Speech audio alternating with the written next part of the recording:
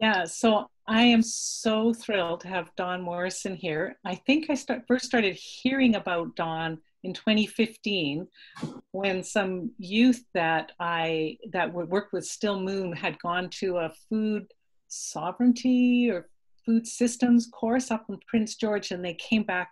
This was Chitha and Caitlin Fung and a few other people. They came back and said, "You have to meet Dawn. She's amazing. You just got to meet her." And then I found out that Dawn has been doing amazing work for decades, but the thing that we really connected on was the wild salmon caravan.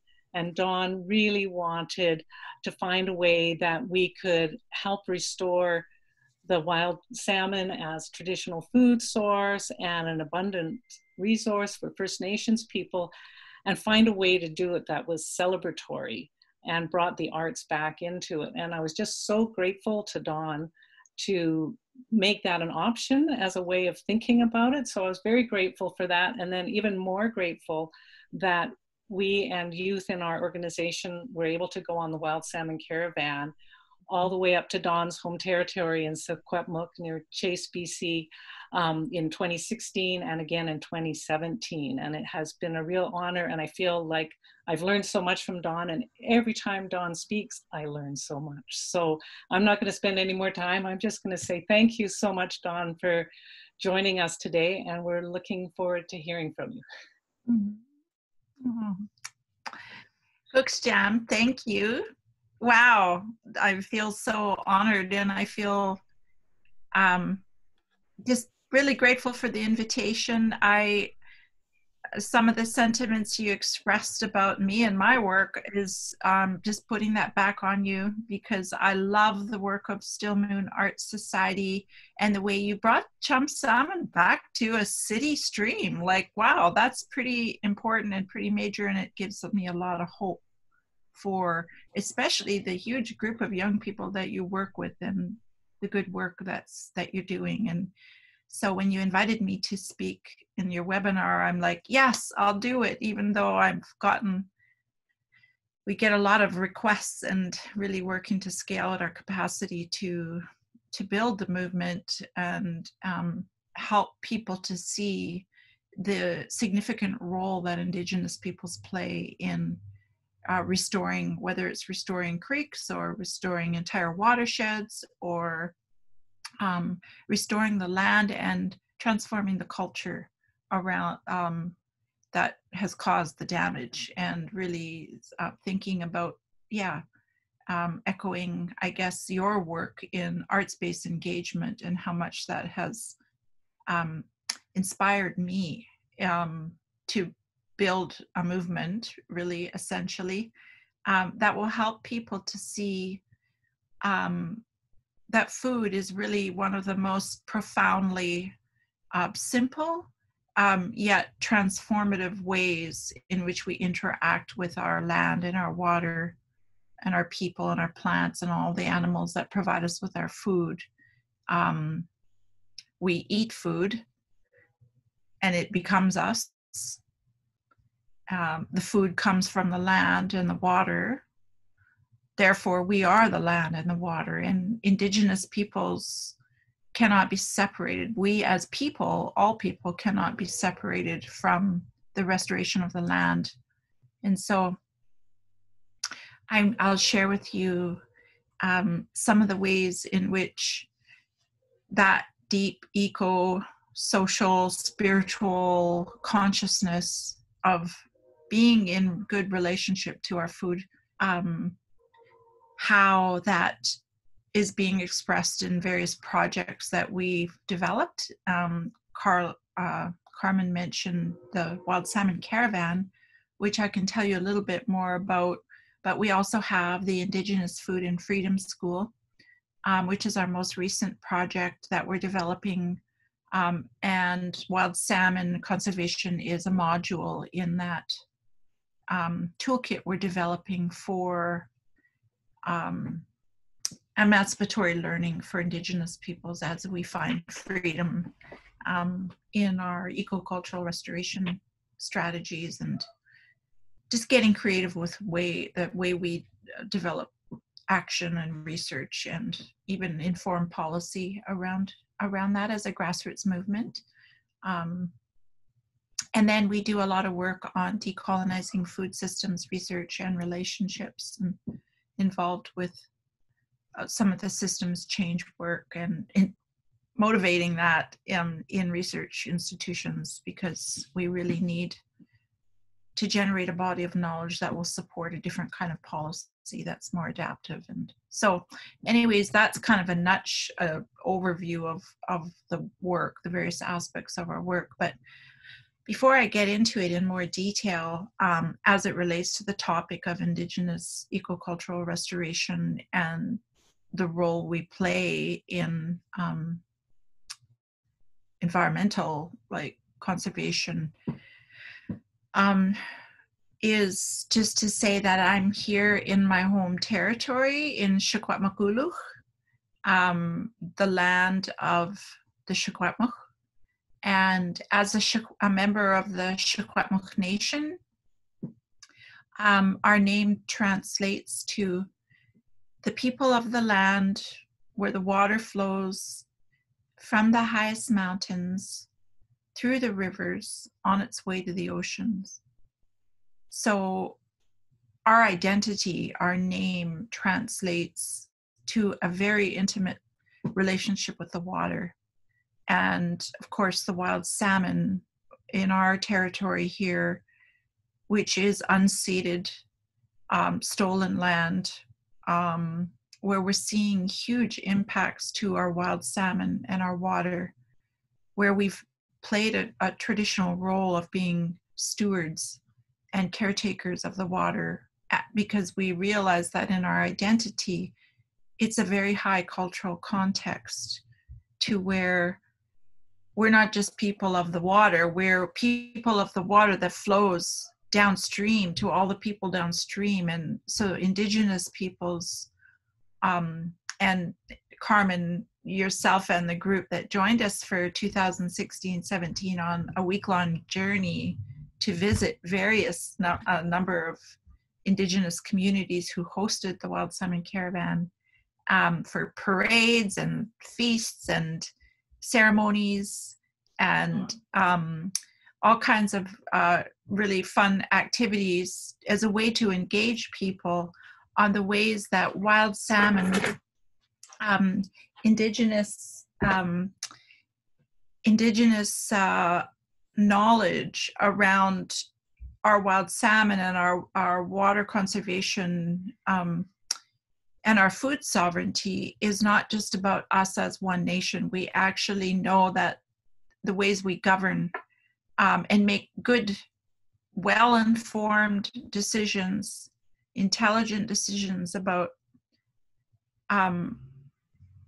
like our ability to feed ourselves is really rests on our ability to work together with all the people downstream and think about food for not just ourselves, but the people downstream, the animals, the wild salmon, the deer, the elk, the berries. We don't think of just food for ourselves. Our concentric worldview that everything is related, and our food sovereignty is interdependent with our ability to uphold those sacred responsibilities to all those relationships.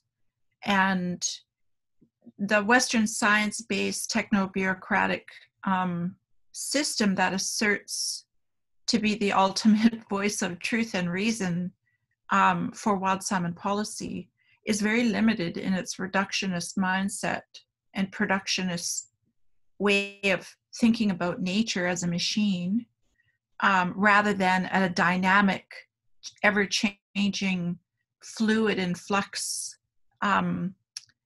full of chaos and uncertainty,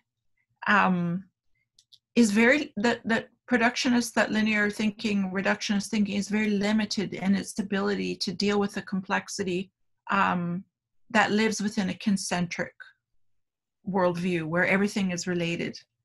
And so there's a lot of contention and contradictions in really positioning and centering Indigenous knowledge and wisdom and values that is really looks at our traditional food harvesting, whether it's fishing or hunting or picking berries, looking at those strategies as actual conservation strategies. So our elders teach us, and some of the things we learned in the Wild Salmon Caravan and traveling to all the Indigenous communities that hosted us, is they would host and we would have forums, and the local elders would come and teach and share, and some of that was implicit within ceremonies or observing cultural protocols, and some of it was direct teachings in stories or in just talking about the issues and the strategies and the concerns that Indigenous peoples are witnessing in the rapid decline of wild salmon and all of the cumulative impacts from the ocean all the way up to the headwaters in our territory, how that complexity is so badly needed in the system that really is the root cause of the decline of wild salmon. So a lot of the systemic injustices and around policy planning and governance, our working group on Indigenous food sovereignty is being called on more and more lately to demonstrate leadership to dismantling some of the structural racism and systemic injustices that has made our significant role that we play invisible, essentially, in techno-bureaucratic frameworks for agricultural research and development, but also in the various the fragmentation that has separated agriculture from the Ministry of Environment, or separated it out from forestry and rangeland, or separated it out from city planning processes that make it really hard for Indigenous peoples' knowledge and our strategies to be really centered at a time where we need to really be looking at the oldest living memory of what it means to live sustainably in a place-based way wherever we're situated. So say it, for example, in East Vancouver, where our working group on Indigenous food sovereignty was awarded a residency from the Vancouver Parks Board at the Strathcona Park in the field house there. What I'm excited about is that the city of the Vancouver Parks Board, some of our friends and allies within the Parks Board staff organized a meeting in early February, and brought out about 100 staff from the Parks Board, consisting of engineers and operations people and arts and cultural programmers, and gave us an opportunity to present our vision for restoring Indigenous foodlands in Strathcona Park. And they got excited about it, and they accepted it into their capital planning budget for the years 2022 to 2026. So by restoring Indigenous foodlands, we're restoring the culture and where the knowledge lives within that place, Coast Salish territories, the Homusqueam, the Sko'omish, and the Tsleil-Waututh. So our working group is really the facilitator of that, because it's not like I'm Secwepemc, I'm from an interior Salish tribe. So to really decolonize, we have to recognize that land is unceded and it's Coast Salish land, and it's their language, it's their culture that lives in that land, because they as like we cannot be separated from that land or from the restoration and the knowledge, the complex system of biocultural heritage, a part of which is the knowledge and the language. And so there's a lot of wisdom in that, and I'm really excited to learn how to observe Coast Salish protocols and basically give the land back to them, but just facilitate the actualization, the realization of the vision that our working group has, that has been formed by talking with literally thousands of Indigenous peoples over the years, to say, well, this is actually what we need to be doing now, and it should be happening in every Indigenous nation. And because our working group on Indigenous food sovereignty works at an international scale, essentially, because we recognize the sovereignty of Indigenous nations. And even within BC, there's 27 nations of Indigenous peoples who still assert sovereignty.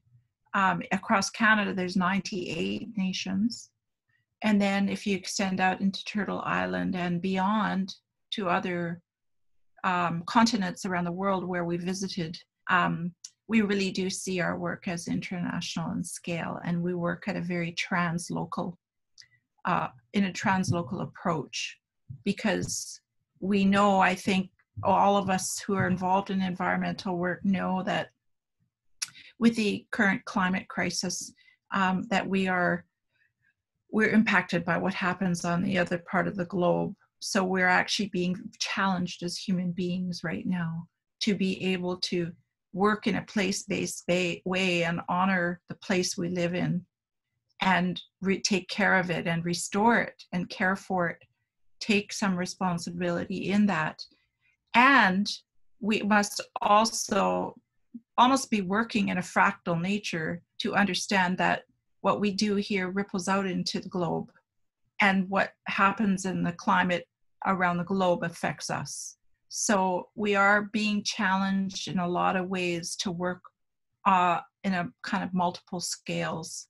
And even though we can't physically go and fix the whole globe at once, we can at least understand it and learn from each other. Especially now with a modern day communications technology, we actually do live in a global reality with being able to access knowledge and information, and then put that into practice so that we can learn from the wisdom of what's being shared.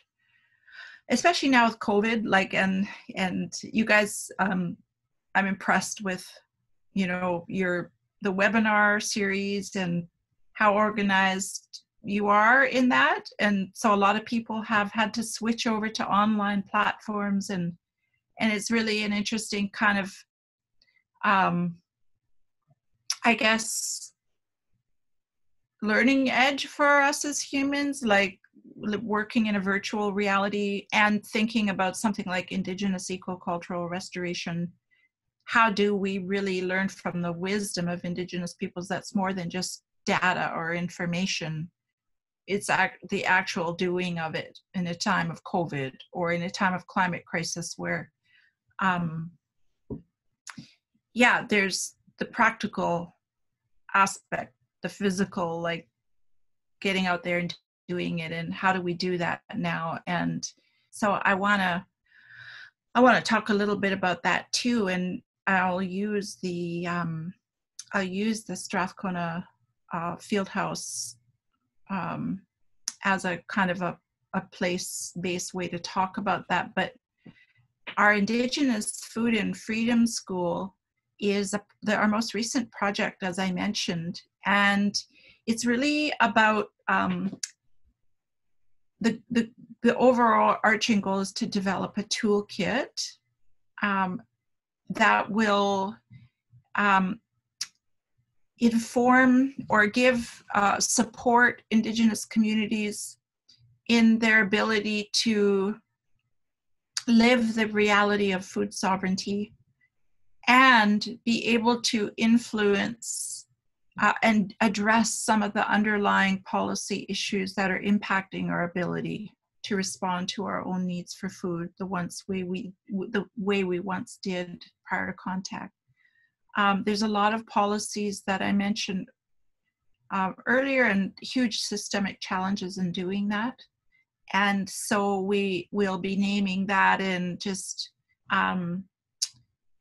really looking at, in that process, engaging the cohorts that we've brought together to help us even develop and test and evaluate the ability of our to live the reality. Like, we've started gardens. We've have in my home territory. So one of our cohorts is in Vancouver, Eastside Vancouver, where we work and where we're setting up a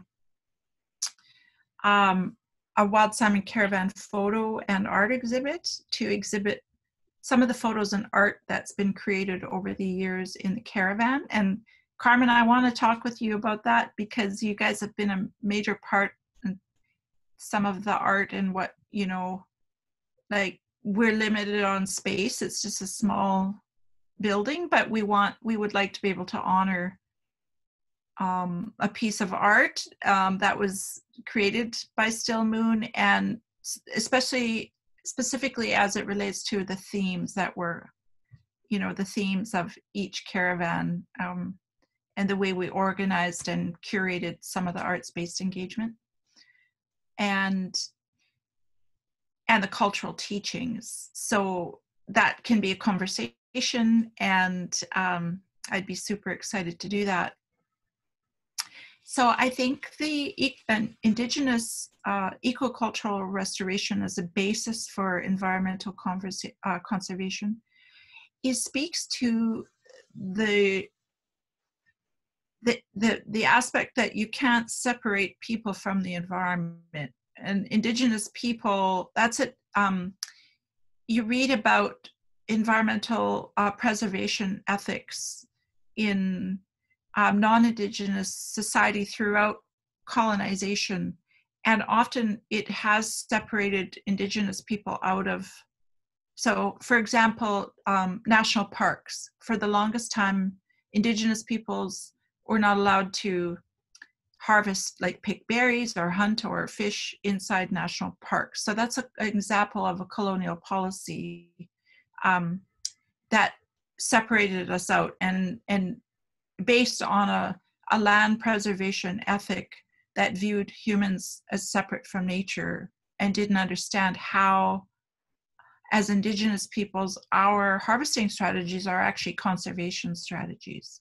And because we relied on an extensive food system at a landscape scale, rather than intensifying production on a smaller privatized plot of land, that enhanced our ability to maintain biodiversity. And there's studies that have been done around the world, one by Victor Toledo out of the University of New Mexico, called Indigenous Peoples and Biodiversity. In that study, he mapped out the parts of the world with the world's remaining highest biodiversity. And then he mapped out and showed that those areas overlap with the areas where Indigenous peoples still inhabit and hunt and fish and farm and gather their food. And so, and those cultural strategies for harvesting food were extensive. They were not intensified. And it's not to say that intensive production didn't happen in Indigenous societies, but it's interesting to look at some of the historical research on the areas where food was being the most intensely produced, built huge empires that actually weren't able to sustain over the long term.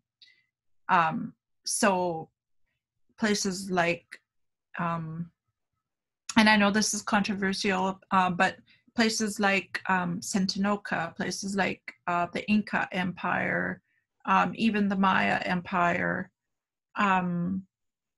with corn, which is, corn actually was developed in relationship to Indigenous people, and it's the only plant that actually needs humans for it to survive because of the way it was adapted by Indigenous peoples. But corn has been produced so intensively that it reaches a certain limit for growth. And just like now, what's happening with the production paradigm in agriculture is the earth is not able to carry the capacity to continue to produce food as intensely because of the way it's depleting soils, because of the way it's transforming energy through a huge fossil fuel industry, and because of the model and the intensity. And while I know that as well as it's a huge systemic challenge, because we also, the growing population on the planet, I don't think we can say that it's sustainable for everybody to go and extensify their strategies, and there's not enough food in the forests anymore to feed us the way we would have done it in through extensification. So when I say extensification, I mean extending out into a broader landscape or ecosystem scale, as opposed to staying on privatized land. But I think that I'm saying all of this because I think, while I wouldn't support having everybody go out and become foragers, because number one, there isn't adequate principles and guidelines informed by Indigenous knowledge, because of the imbalance in privilege and power, and who gets to regulate and who gets to, like, the social policy issues in really giving us control and decision-making matters over our own territories. We're not there yet. I think there's a lot of social justice work that still needs to happen that can't be separated out from the ability of us as humans in our collective right mind to be able to protect the world's remaining biodiversity and heritage corridors. And so, yeah, I think that is kind of the work set out for us.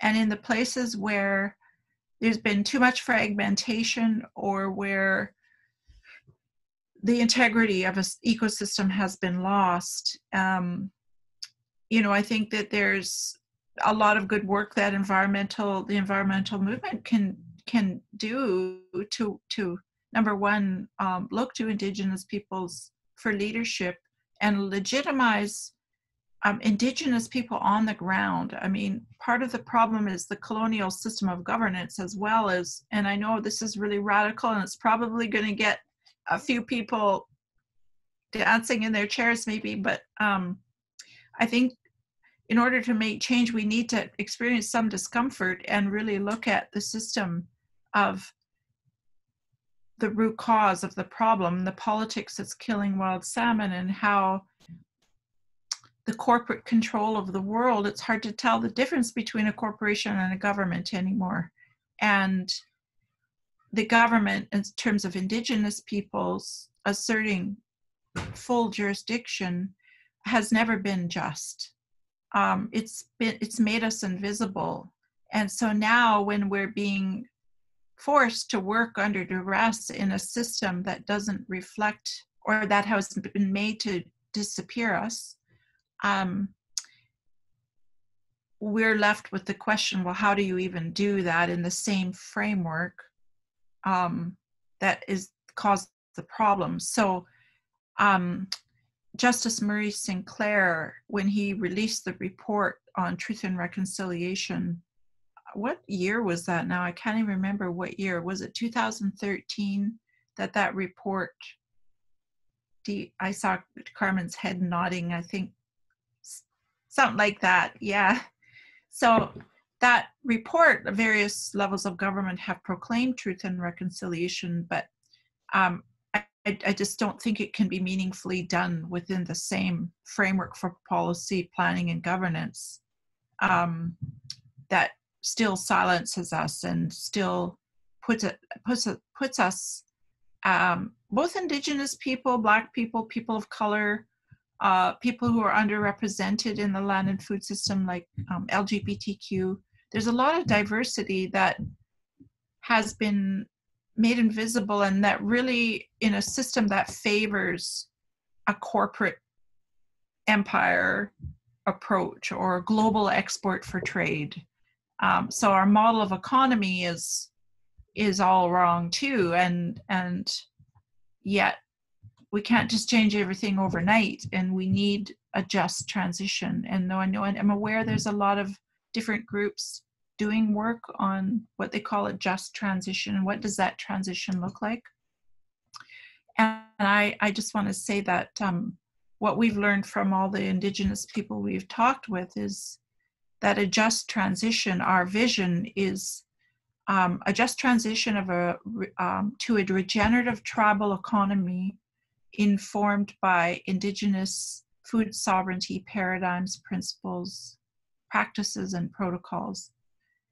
And so, being the mindset, moving away from a production paradigm and a production as kind of resource-based management system paradigm that views food as a product as opposed to the most important sacred thing that we do every day to become us, or transition out of the mindset that views food or land or water as a resource to be exploited to an external means, rather than a relative, something that, yeah, we eat it, it becomes us. How much more closely related can you be to a being, another being other than our food? So really understanding it, going deeper, really scaling deep within ourselves and within the understanding of humanity, the oldest living memory in humanity of what it means to really be in close communion with your food. And so I just think it's a really powerful framework, and we're getting that response. There's a lot of people responding that food is the environment, and there's a self-realization guru from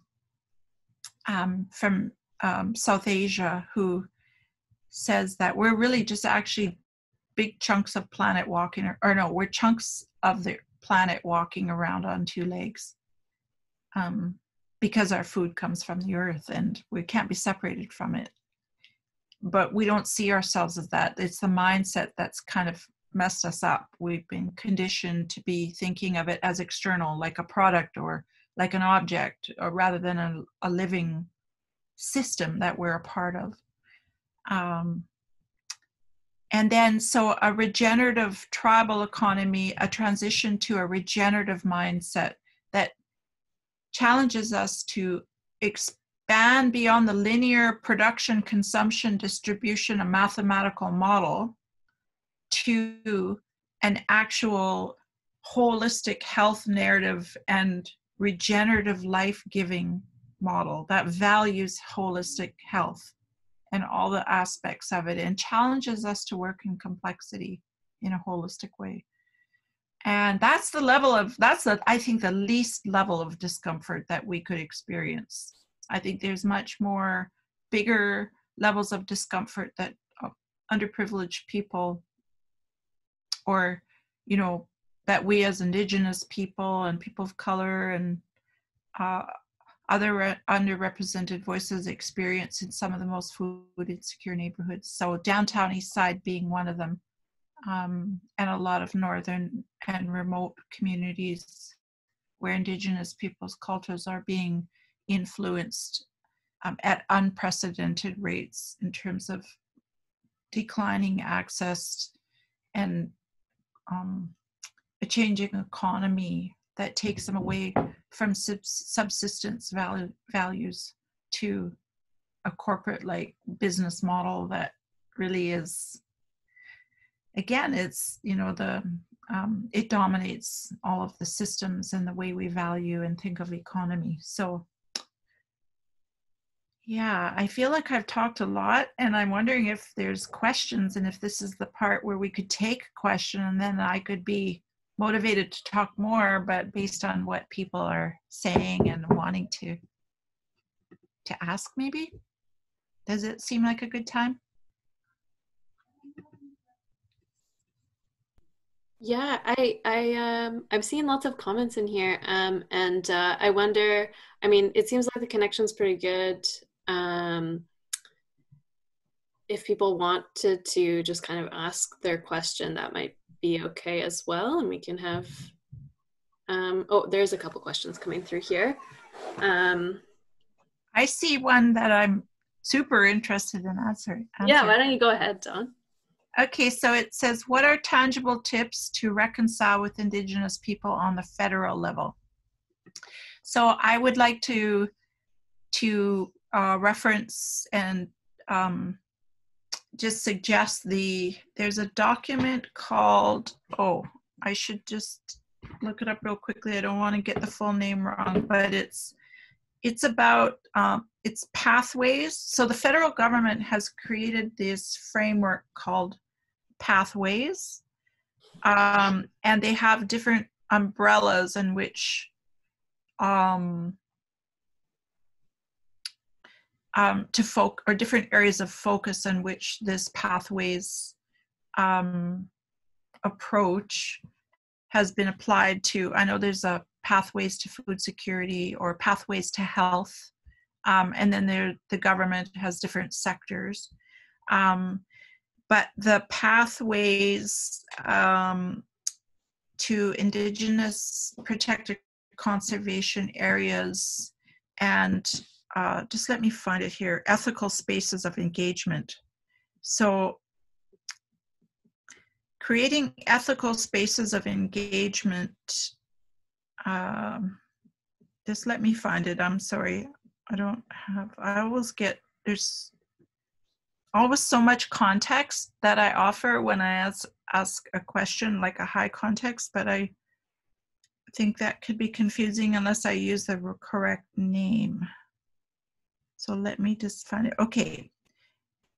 We Rise Together, pathway to Canada Target 1. So the pathways framework, they've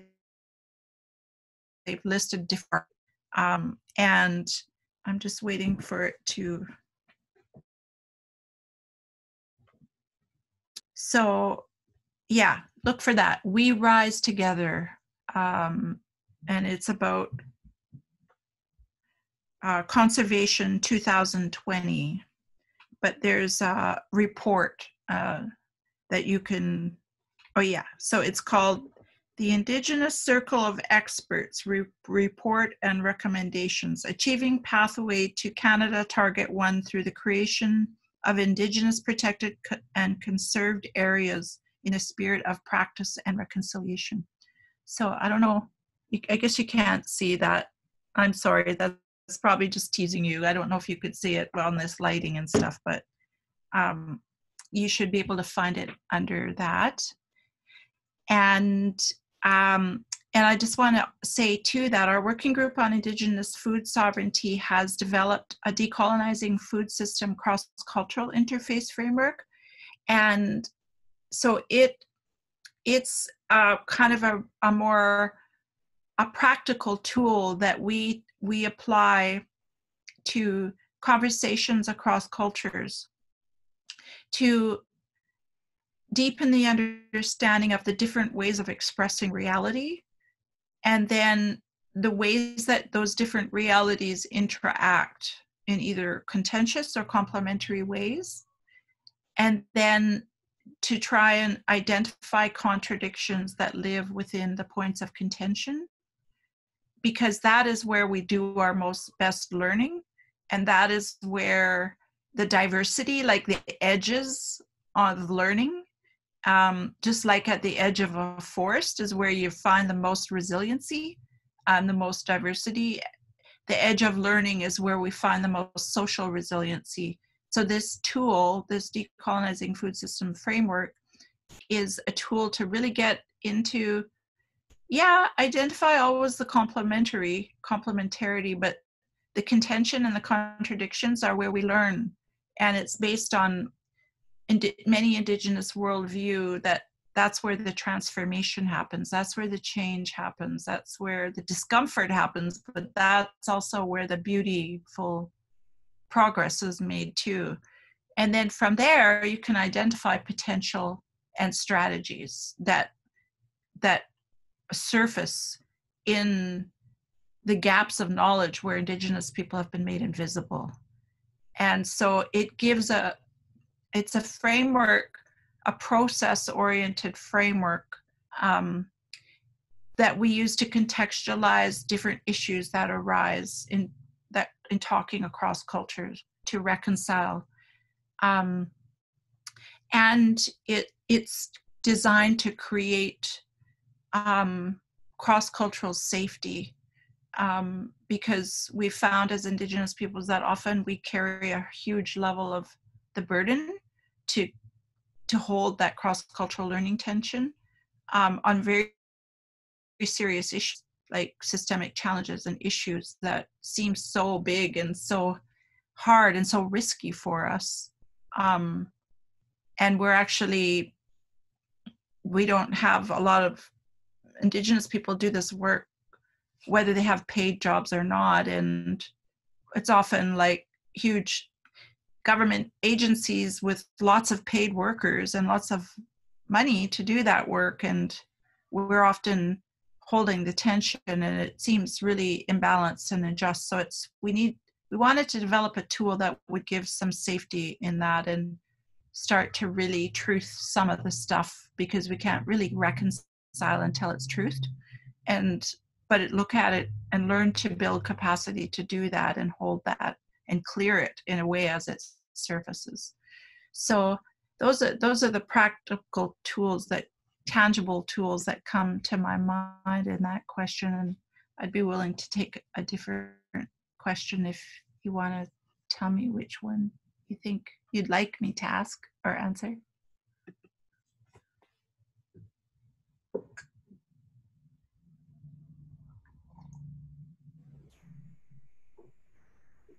I can say the next question. So the second question was, how can we amplify this message and how can we get involved? Well, we are, because of COVID, we had to, like yourselves, had to start organizing in different ways. And right now, one of the things we're doing is organizing a virtual gathering for developing, organizing Indigenous, Black, and people of color, as well as other underrepresented voices, to develop a declaration and a decolonial anti-racist framework. From that gathering, it will open up a kind of a path forward to broader engagement with non-Indigenous society.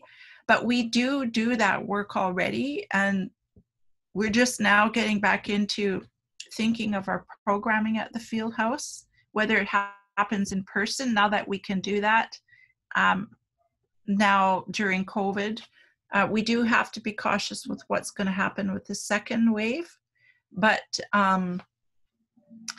some of the programming we're looking at is to talk with settler society and build like a solidarity economy of mutual aid in our networks of extended mutual aid. So I think that's the neat thing about COVID, that there was opportunities that arose where more mutual aid networks mobilized, realized that with the economic fallout of COVID, that we need to work together. And we noticed a lot of people went out and started planting gardens, and there was just a lot more activity. And so we've started to helping out with whether it's human support like volunteers, whether it's the technical support or financial support. There's also a bigger campaign for a land back. Some people are getting creative, like we get people contacting us saying, we would like to give some land back, but we don't know what legal framework is the most appropriate for that. And so our working group on Indigenous food sovereignty is just trying to navigate the systemic challenges of what framework would we accept land back, and how can Indigenous law inform that? So there's the point is there's multiple ways that people can get involved. We are launching a new website coming soon, so stay tuned for that, because there will be a lot of information on there. But we do have an existing website, indigenousfoodsystems.org, and if people want to support in whether it's financial, technical, or human support, you can contact me, and yeah, there'll be opportunities within that in terms of tangible ways to support.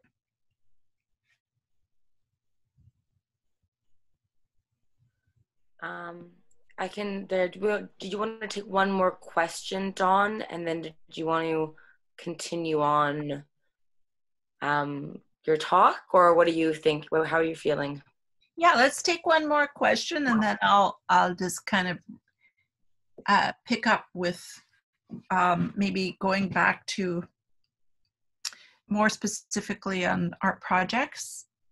And I'm interested in knowing, like with Still Creek, I think looking at in the city of Vancouver, the potential there to partner, but looking at what Still Creek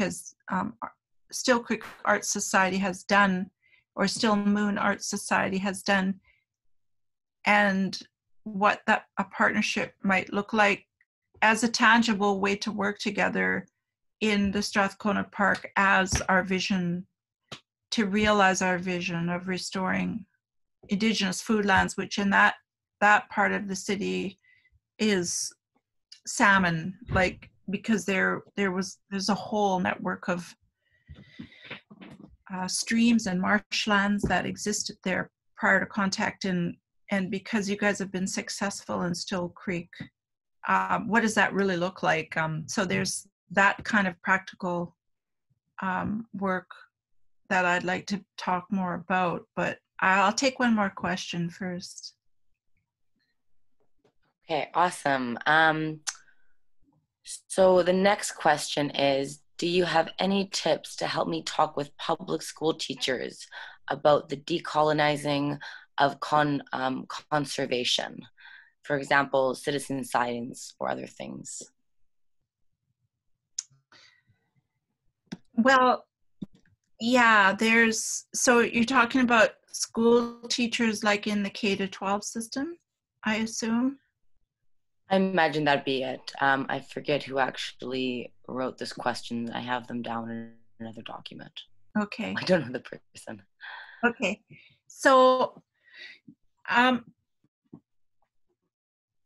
yeah, it's really interesting. One of the things that we've been unpacking in whether it's education or fisheries or health or economics, whatever the area of focus is, how the different levels of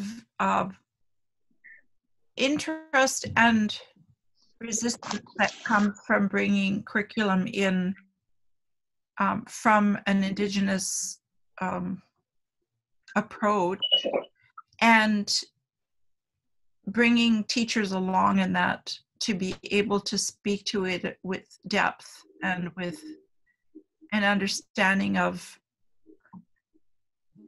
how to hold that learning tension. I mean, I think depending on the age of the kids the teaching, there's less tension in younger ages, but there's the conditioning of students in public school around white supremacist narratives and centering certain narratives and teaching about this is it starts young. It starts young in the school system.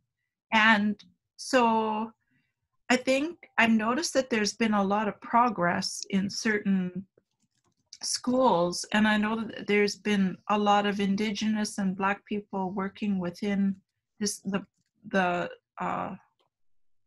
school board, and the trustees and people that they've had helping to guide that work in bringing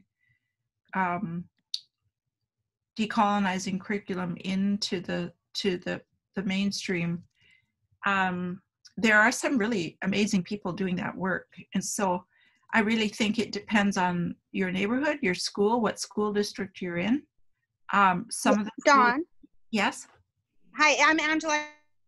I'm the one who asked, and I guess I wanted to hear from you. I agree with everything you're saying, is that when we wrote to the Department of Fisheries, and then the Department of Fisheries wrote back to me, I kind of didn't know what to do after that. Like, as the teacher, I was like, okay, we got this Indigenous perspective. We met with these elders. They shared this stuff. We wrote this letter. We shared our feelings. And then we just got this form letter back. Well, not a form letter, like someone actually wrote it to us saying, well, we need fish farms. And then I was kind of left with, oh, okay. Like, I was like, it's great that they wrote us back, but then I guess that's where we all are. Yeah. Even as adults, what happens next? Yes. Well, and thank you. That's a really important, specific question, that is a situation that really helps me to contextualize a pathway to attempting to reconcile with a way of seeing the world that actually, in my mind, is irreconcilable.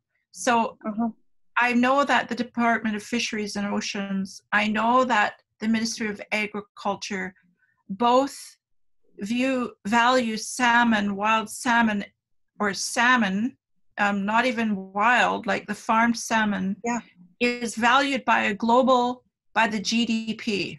So right. The global export for trade, the global economy. It's not even to feed the people of, like, just say in a bioregional approach, if we think of Salish territory, like coastal and interior Salish, which was once all one big, Tamosan was the name, the traditional name. We had a very large cooperative governing structure and economy prior to contact. And it was all based on salmon economy, predominantly based on salmon, but there was a huge amount of diversity that was traded between the coast and interior.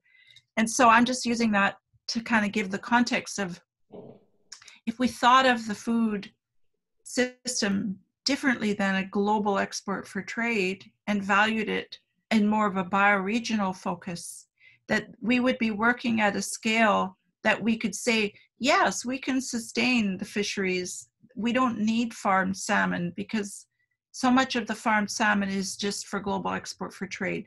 So many of the people that live in BC know and love wild salmon, and we don't eat farmed salmon. Like, we know the difference. Hey, you've just given me the next thing we'll do this year is we will reply to that letter, and that will be the piece. So now I know where to go. I don't want to hog your time, because I know there are other great questions, and I really appreciate that, and thank you very much. I will let someone else have a turn. Thank you. Thanks, Dawn. If you wanted to go back into the different your different techniques in your project, maybe we can have time for the rest of the questions at the end. And if not, we can email them to you after the talk, and try to email them out to participants at another time. So, okay, if that works. Sure. So I think one more, like, jumping off point from Angela's question, and the thinking around the global, like I mentioned, translocal scale earlier, and this is why we need to understand what's happening at the global scale to be able to respond to those that will only value our food and our plants and our animals in a global economy rather than a bioregional.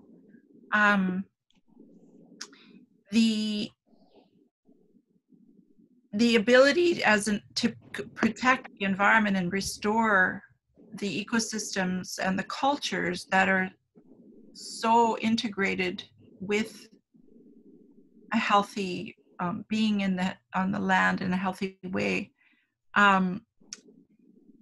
is a transition out of that global export for trade, but it's become ever more important because of the climate crisis.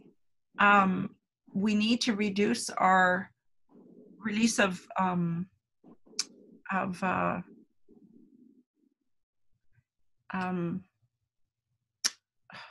don't want to just say carbon emissions, but the methane and the nitrous oxide and the what are they called? The greenhouse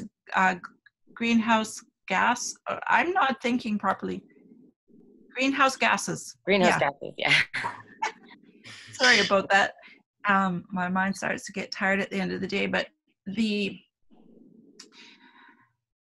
really being able to say that, like the IPCC and the international body working on climate change, the conferences of the parties, that makes the translocal approach really important. So what we do on the ground here can be a model for like what other countries are doing, and what many Indigenous peoples are actually doing things already to this effect.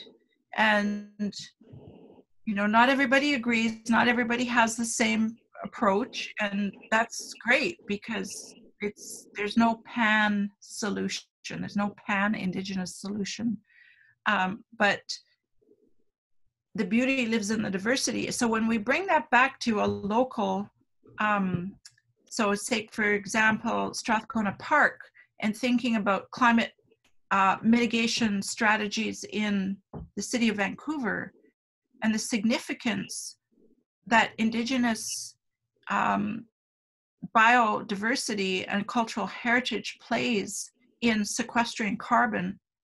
And in this case of the city of Vancouver, the one of the predictions of climate chaos is that the rising sea levels.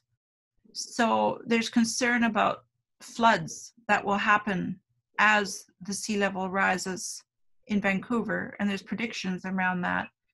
And so one of the projects at the city of Vancouver, and of course I'm not the expert or the person to speak to this in detail, and Carmen actually might know more, but I did see a motion that the city of Vancouver Mayor and Council passed for a project called the Blue Ways Project.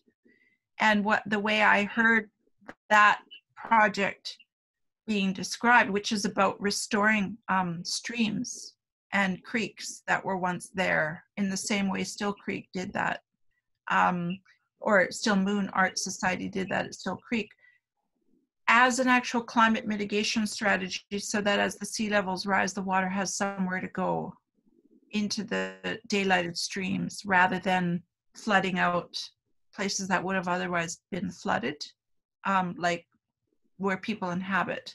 And so again, it's Indigenous knowledge, like the Coast Salish people are the oldest living memory of those streams and the ways to restore them. But I think bringing that into the present day context, where there is a whole other movement, this will take more than just Indigenous peoples to do it. It takes people like yourselves and Still Moon Art Society, who have also shown leadership and who have engaged communities in really diverse and creative ways. And, the world is full of infinite potential of creativity and consciousness, and the ways that people are becoming more conscious. So I'm super excited about, testing our decolonizing food system framework on those spaces and an actual tangible project. And when it comes time to help, we will just facilitate and be intermediaries in realizing that vision, because it's Coast Salish land. It needs to be Coast Salish people and Coast Salish knowledge. We do have a bit of funding that the City of Vancouver is offering us to convene a council of Coast Salish matriarchs to guide us in kind of some of the, I guess, the politics of that and the governance and the planning around that to mobilize the communities, engage communities, and help us with doing it in a good way so that we can provide a model for people of all cultures who want to become involved and want to know how to observe those protocols.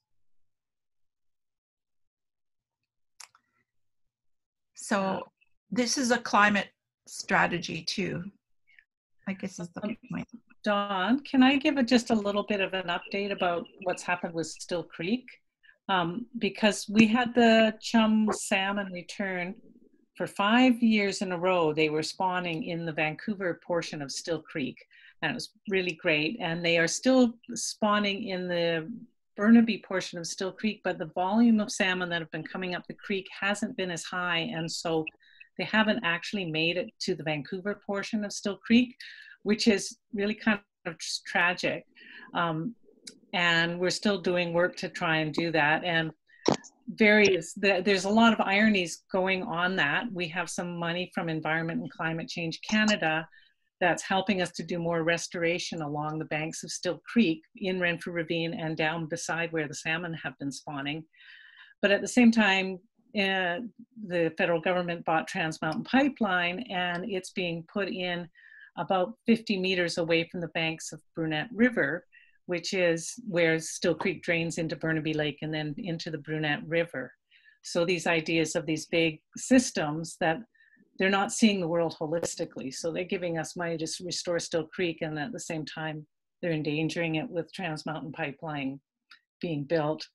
And it's not exactly twinning the pipeline, because now it goes actually along the banks of Brunette River, which is where we drain. So just so people know, it's a really complex system. So I just wanted people to be aware of that.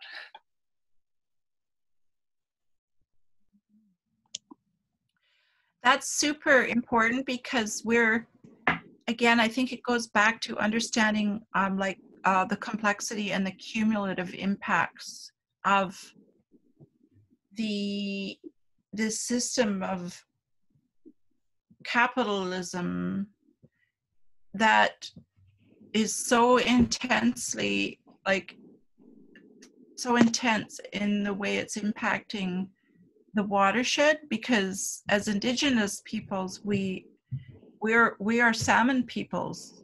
We've lived I could say with certainty and safety that all of the Indigenous nations and communities, villages in BC are traditionally situated on the banks of a river.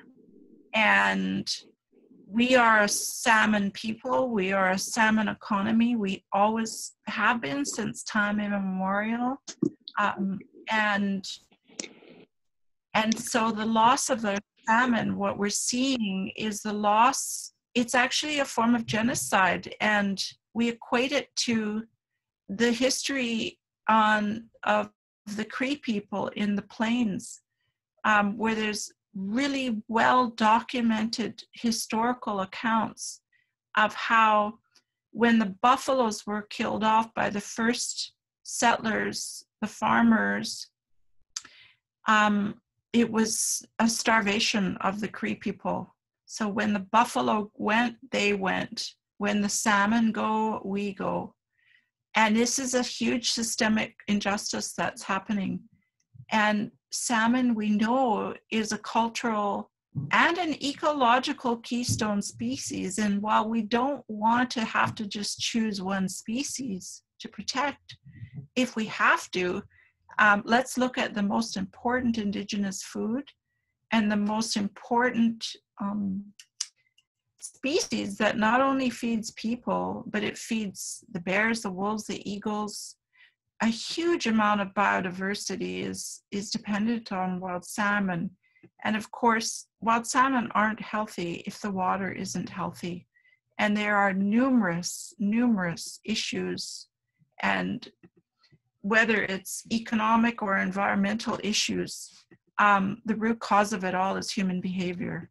The root cause of it is the injustices and the corporate control of the world that values infrastructure for an outdated fossil fuel system or economy that doesn't even make economic sense, is really about supplying fossil fuels to China, who basically has been also really colonized by a capitalist worldview, because China has beautiful heritage around their indigenous society and one of the most rich and diverse food systems prior to colonization and the capitalist takeover.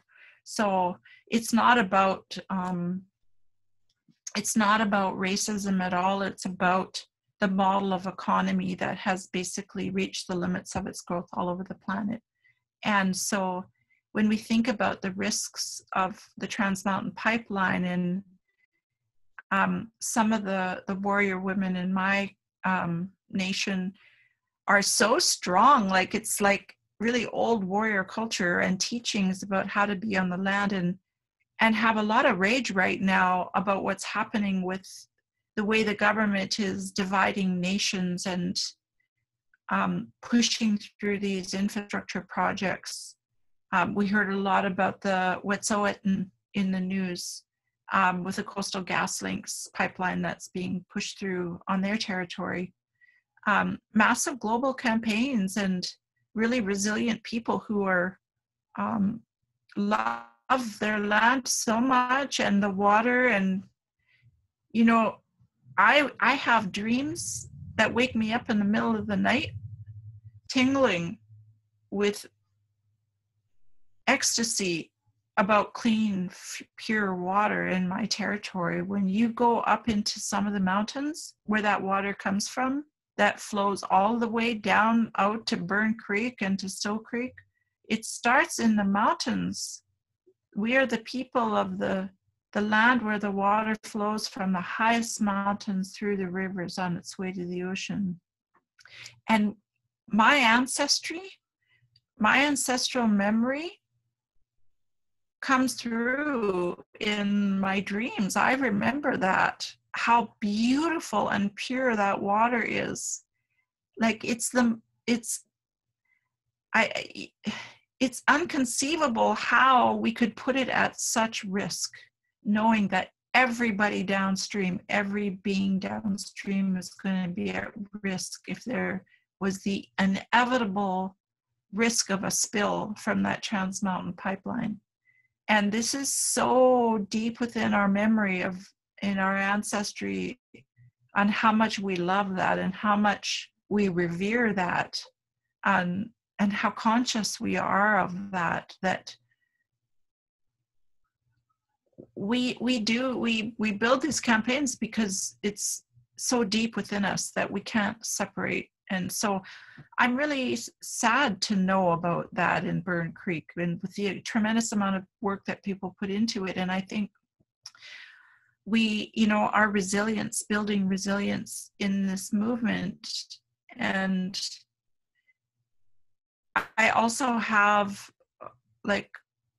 I see a lot of really good work happening. There's millions of people around the planet that are waking up to realize themselves in this narrative that's unfolding across as we navigate this learning edge, and as we put ourselves into the discomfort of the real radical systems change that needs to happen. I think there's a lot of potential. And I see the young people, and I see people like yourselves doing work I'm really inspired by that. And I think there's still more we can do, but that's kind of where we envision. And I think, I definitely don't want to minimize the risk of COVID and put it's a public health crisis. But I think the gift of it, like everything has a gift and everything has a challenge and has a reward in that challenge. And I think what it's challenging us to do is to take this time to organize ourselves more, to continue to put pressure on the governments, to continue to dismantle the structures and the processes that are the root cause of the problem. And I think part of that is the structure, the current structures and processes and decision making are dominated by a white supremacist narrative. It's made us as Indigenous and people of color and invisible, and until we change that, how are we actually going to come up with the newness that we need to find solutions? So yeah, there's a lot in that, I know, and maybe that's not real tangible, but stay tuned. We're getting organized, and we will have more opportunities for cross-cultural learning. But if there's a project, a land-based project, that's the best way. So maybe you know what, I think another tangible way, because I think there's we've been coming to realize in our work with the food sovereignty that because we're getting such a huge response, and because people can't physically gather in numbers like we used to with the caravan, like we can't do that this year for parades and ceremonies and stuff. But our work has the emphasis on communications technology, such as Zoom, and has become more important, and we need to build capacity to scale out our outreach, to build a stronger movement and engage more people. But I find that really challenging now, because communications technology, there's a lot, and I think the way we build the capacity is by linking up more and getting more strategic with networks and coalitions and such. And I know a lot of that already happens, and I'm fatigued by it, to tell you the truth. I said it, like you guys probably sit at the computer more than what I think is actually healthy for us. But how do we find balance in that? And how can people support in that, where we can do some tag team stuff and give each other a break and be more regenerative in our approach to that kind of work? I like to know what people think about that, really, myself, because I don't have the answers. Did you want to take a couple more questions, Dawn? Sure. Yeah, awesome.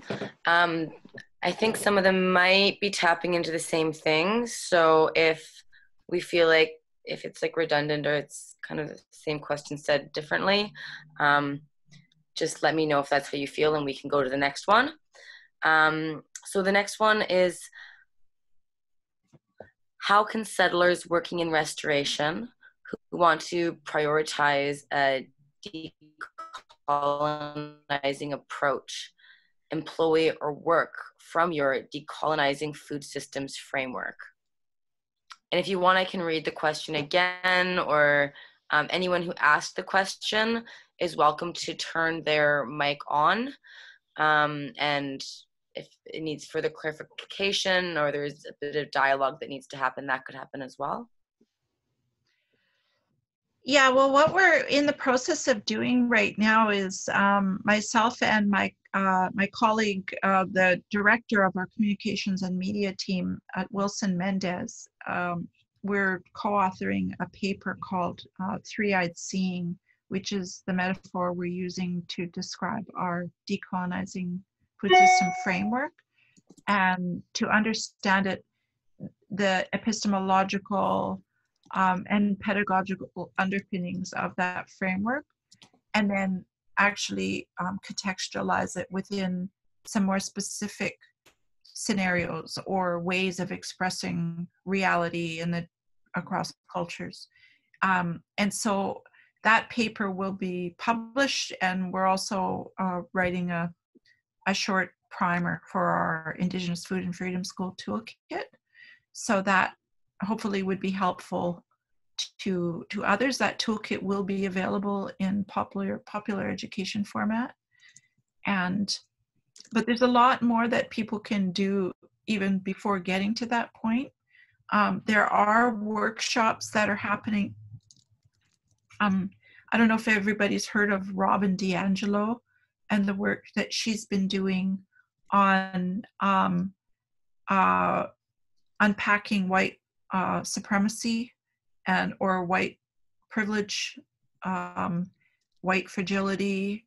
She's white herself, and she's done a lot of research. She's written several books on the topic, but I think a lot of non-Indigenous people can caucus amongst themselves within their organizations to say, what work do we do internally within our own caucus to unpack some of that within our own messaging, our own policies of our own organizations? And then, and I think it's also important to support and have those cross-cultural dialogues with Indigenous people in a formal way, like actually make a project of that, actually allocate funds and programming to that work to show how the organization values it in real tangible project-oriented ways. Until organizations start doing that, I think it's really challenging. It's I think we need to give it focus and allocate the staff, the time, the money, the technology to do that, to be meaningful. And so that's, I think, some, a good place to start while we, write and until we launch this toolkit that might help people more specifically with the cross-culture interface framework. I think it's about unpacking and doing your own work too, like, and there's a lot available on it, I guess is what I'm saying. Thank you. So we have 2 more questions here. So this one might be somewhat similar, but I will read it. How can the work that you mentioned you do specifically involve other communities so that like online, we can mobilize more amplification on this movement? Can you repeat that, please? Yeah, so how can the work that you mentioned you do specifically involve other communities? So I guess outside of Indigenous, so just like, online, so that we can really mobilize and amplify the movement. Slightly rephrased, but. Yeah, well, I did a webinar with UBC through UBC Center for Sustainable Food Systems a couple of weeks ago now, I think it was, on decolonizing, Indigenous resistance and decolonizing the food system. That recording is available. I think we'd have to look on the UBC Center for Sustainable Food System website, but I think, let me just see if I can find it and I can share it in the chat. Dawn, one more thing is there actually has been quite a few people asking for us to share resources that you've mentioned throughout your talk. So if you want, you can send that to us after, and we can actually send a link to the participants with all that information, so you don't have to actually find it now on the spot. Yeah, because I realized they said they were recorded and they were getting a lot of viewers on it, but I don't know what platform they put it on, and I don't think they sent me the link yet, but I will share it for sure. But I also wanted to say that Wilson, our communications and media director, and I have been talking about doing another webinar specifically for that. Like, we host our own webinars, but a lot of them are within our Indigenous cohorts. But I think there's been a huge call for more, so I guess stay tuned for that. We've got a lot going on. The summer gets hard, especially because we're mapping out and advocating for Secwepemc Foodlands Conservation Area in my home territory, and we've started an Indigenous heritage garden, and we have another garden with some settler friends and allies who've given some land to us to grow food. So we're pretty busy right now, but this may not be till fall that we actually get a lot more presence online beyond what we're already doing. But anyways, stay tuned. So yeah, there's just one more question, and it's 8:30 now, so I know we're supposed to be wrapping up, but if you're okay, we could ask it, or we could, yep, that's good? Yes. Awesome. Okay. So in your work, do you connect with global peasant movements for food sovereignty, such as La Via Campesina, excuse the mispronunciation, or lack of access, yeah. And, or do you know of Indigenous organizations that do? This is an excellent question. So I traveled to Basque Country in 2016, and it was the La Via Campesina 7th conference that they've held. And I was invited by the hosted by the National Farmers Union, who invited me to go with them. So they had a delegate. And I learned about La Via Campesina's organizing structure. So they get delegations from each, from different countries around the world. And the delegations are invited to speak in the forum. And so, so I was grateful to be asked to speak and represent on the North American delegation. And we're not an actual formal member of La Via Campesina, so I thought, wow, that's great. I get to go and speak, because I was really just thought I was going to observe. And what I learned there,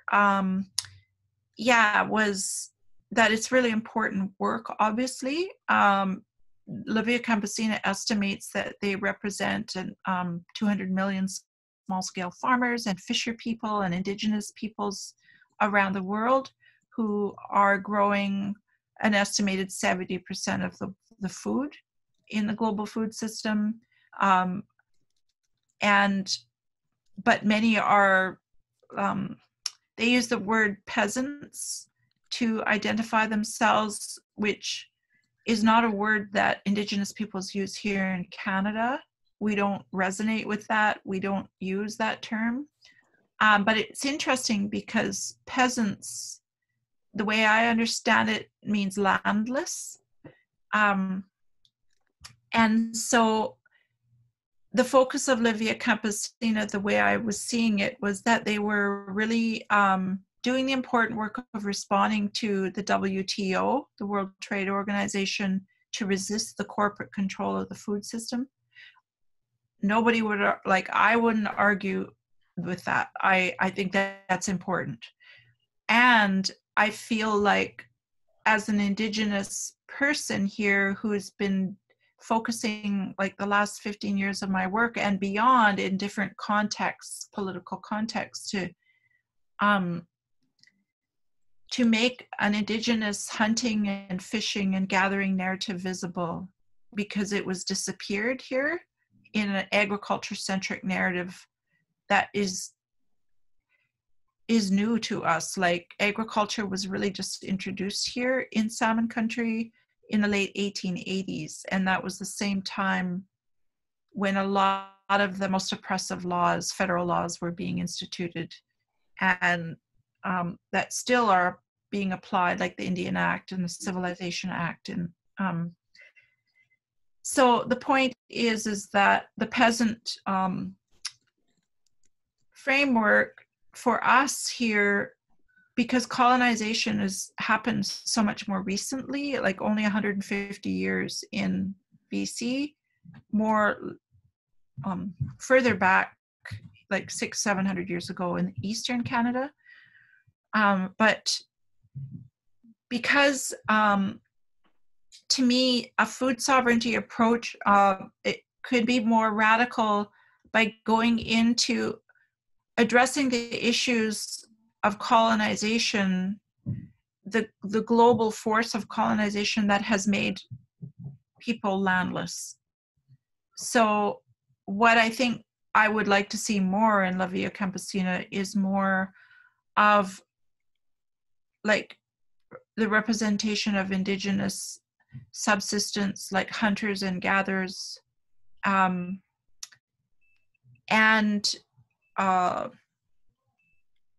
beyond just the peasant farming movement. And I don't know, maybe not. Like maybe it's important to have a global movement just respond to the WTO, because I wouldn't want to take away from that. But I guess it's more a question to myself. I think that if we're going to contest something or resist a certain approach, like a corporate control, that we have to have something to build and replace it with. And that's where I think Indigenous resilience and really centering that again in the narrative is really important. And I just think that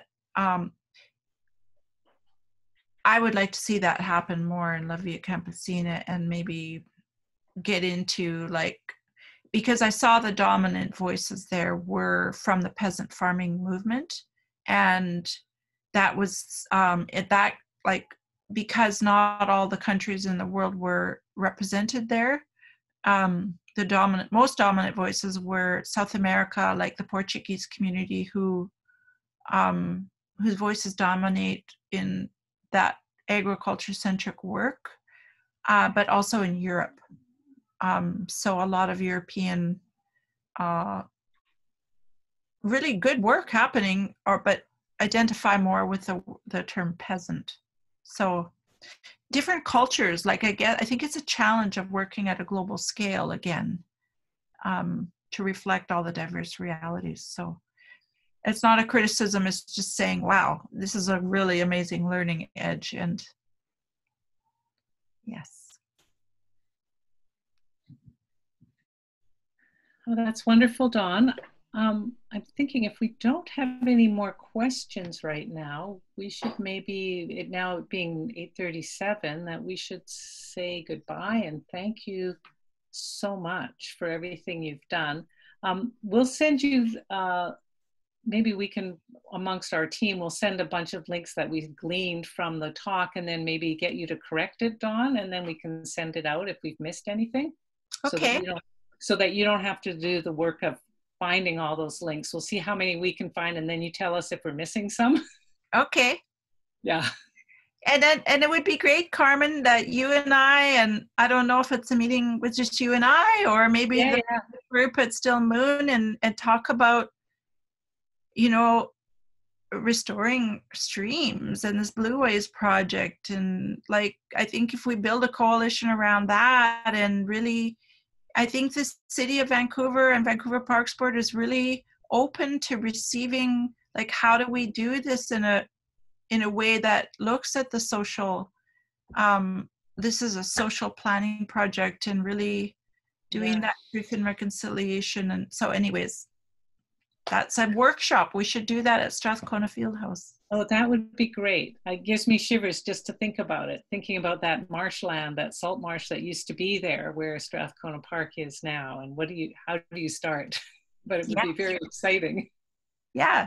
And we're engaging the same consultant that you had worked from the Silver Ford Foundation. Great. Oh, wonderful. Wonderful. Thank you. There's lots of people saying thank you so much in the chat, Dawn. Everybody really enjoyed everything you had to say. Great.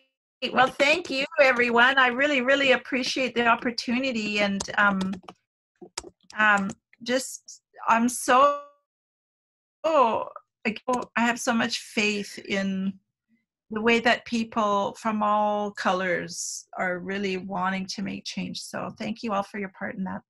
Thank you so much, Dawn. We really appreciate everything you do. Okay. Wish you good health. Yeah. Thank you. Thank you. Thank you. Thank you, everyone, for joining us tonight. Okay, we'll talk soon.